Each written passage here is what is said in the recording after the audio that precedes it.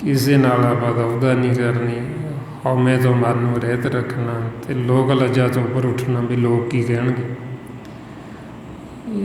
ਇਸ ਲੋਕ ਲੱਜਾ ਤੋਂ ਅਸੀਂ ਉੱਪਰ ਉੱਠ ਜਾਣਾ ਹੈ। ਵੀ ਲੋਕ ਲੱਜਾ 'ਚ ਕੀ ਹੁੰਦਾ, ਜੇ ਅਸੀਂ ਸੰਗ ਚਾਹਾਂਗੇ, ਜੇ ਅਸੀਂ ਸਿਮਰਨ ਕਰਾਂਗੇ ਤਾਂ ਲੋਕ ਕੀ ਕਹਿਣਗੇ, ਲੋਕ ਕੀ ਸੋਚਣਗੇ, ਇਹਨੂੰ ਲੋਕ ਲੱਜਾ ਕਹਿੰਦੇ।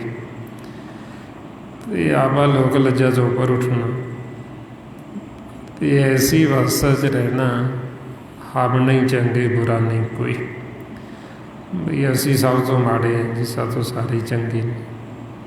ਜੇ ਅਸੀਂ ਆਪਦੇ ਆਪ ਨੂੰ ਐਸਾ ਨੀਵਾਂ ਕਰ ਲਿਆ ਅਤੇ ਫਿਰ ਸਮਝ ਲਓ ਸਾਡਾ ਮਿਲਾਪ ਹੋ ਹੀ ਜਾਣਾ ਹੈ, ਕਿਉਂਕਿ ਮਾਲਕ ਨੀਵਿਆਂ ਨੂੰ ਮਿਲਦਾ, ਉੱਚਿਆਂ ਨੂੰ ਨਹੀਂ। ਇਸ ਕਰਕੇ ਮਹਾਰਾਜ ਕਹਿੰਦੇ, ਨੀਚਾਂ ਅੰਦਰ ਨੀਚ ਜਾਤ, ਨੀਚੀ ਹੂੰ ਅਤ ਨੀਚ, ਨਾਨਕ ਤਨ ਕੇ ਸੰਗ ਸਾਥ, ਵੱਡਿਆਂ ਸਿਉ ਕਿਆ ਰੀਸ। ਵੀ ਇੰਨੇ ਨੀਵੇਂ ਹੋ ਜੋ, ਨੀਚਾਂ ਤੋਂ ਅੰਦਰ ਨੀਚ ਹੋ ਜੋ।